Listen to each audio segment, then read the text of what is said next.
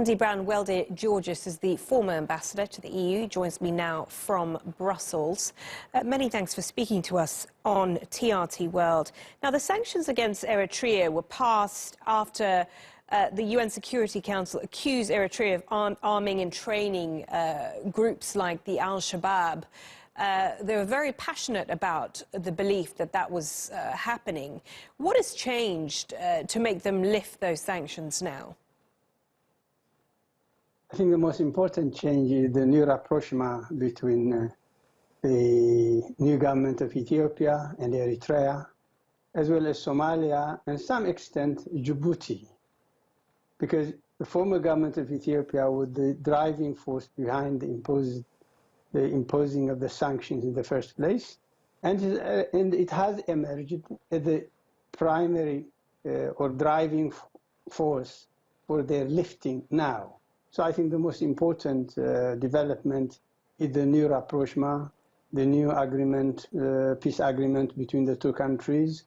And although the boundary issue remains pending, the commitment by the new Ethiopian Prime Minister that he will accept unconditionally and implement unconditionally the delimitation and demarcation decisions of the Boundary Commission. The Eritreans always denied that they were in any way supporting Al-Shabaab.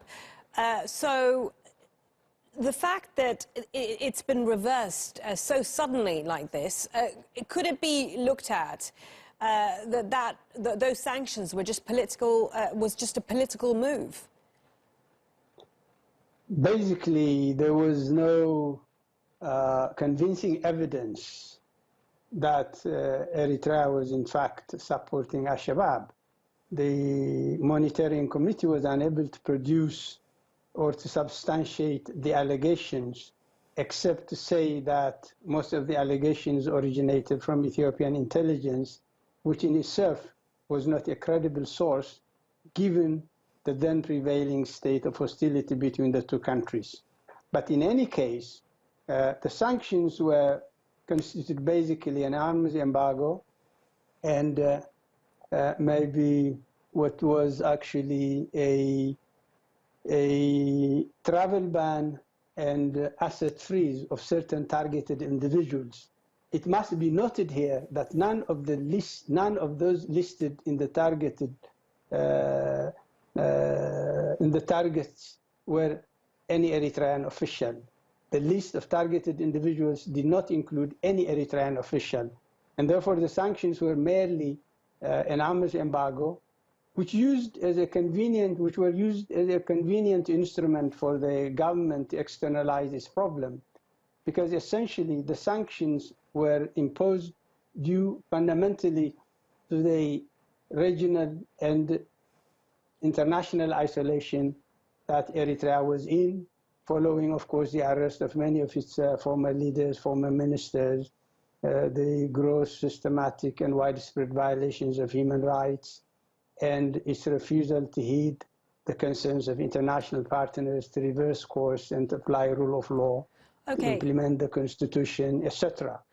Now we have this peace deal between Ethiopia and Eritrea. How do you envision the future looks like now for Eritrea? Because it's had, the people, at least of the country, have had a very difficult time over the last decade or so. We often hear stories of them being forced to leave the country to look for better economic prospects. How do things look now into the future?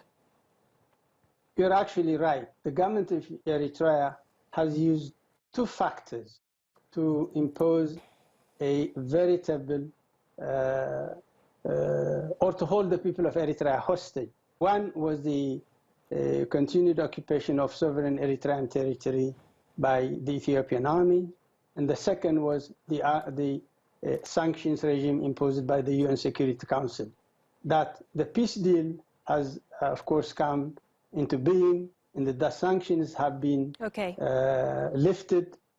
This removes the two alibis which the Eritrean government used to externalize the internal problems and impose this dictatorship on the Eritrean people. Andebrhan Welde Giorgis, former ambassador to the EU, speaking to me from Brussels. Many thanks.